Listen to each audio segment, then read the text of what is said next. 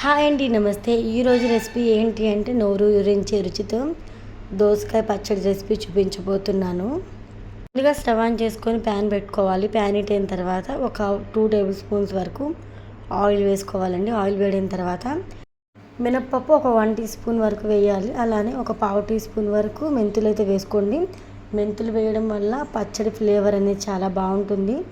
అలానే ఒక పావు టీ స్పూన్ వరకు ఆవాలు వేసుకొని 1 టీ స్పూన్ వరకు ధనియాలు వేసుకొని మంట మీద ఆయిల్లో చక్కగా ఫ్రై చేయాలండి.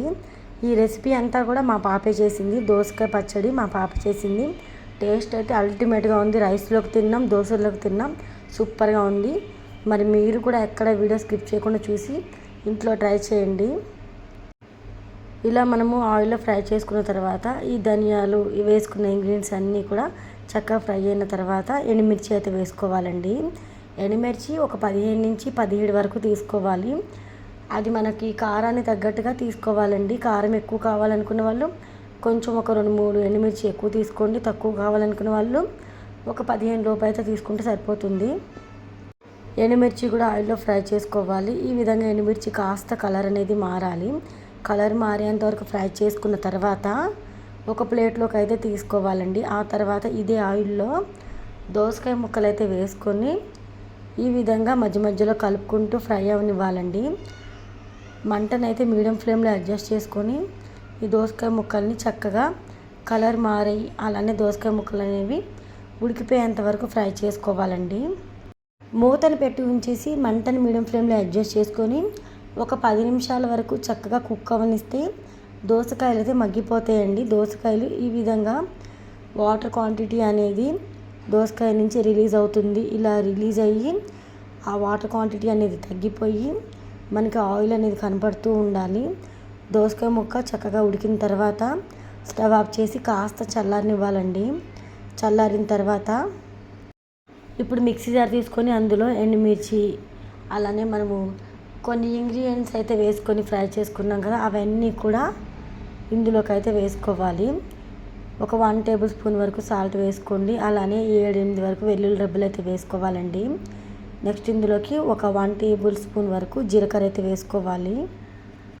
ఇక్కడ వీడియోలో చూస్తున్నారు కదా, ఈ సైజులో చింతపండు అయితే తీసుకోవాలి. ఈ క్వాంటిటీ చింతపండు తీసుకొని మిక్సీ జార్లో వేసుకొని గ్రైండ్ చేసిన తర్వాత అందులోనే దోసకాయ ముక్కలు కూడా వేసుకొని గ్రైండ్ చేయాలండి. మాకు ఇక్కడ మిక్సీ కొంచెం ప్రాబ్లం ఉంది.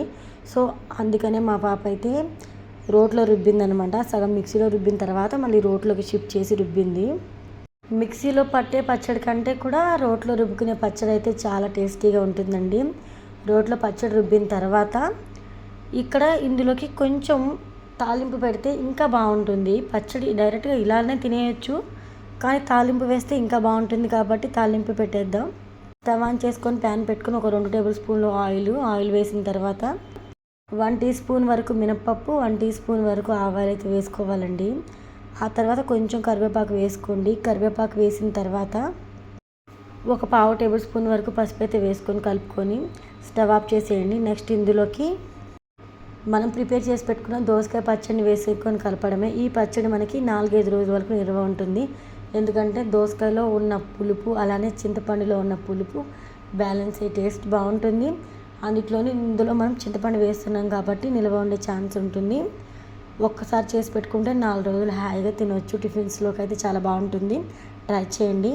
మరి మా పాప చేసిన ఈ దోసకాయ పచ్చడి రెసిపీ మీకు నచ్చితే లైక్ చేయండి.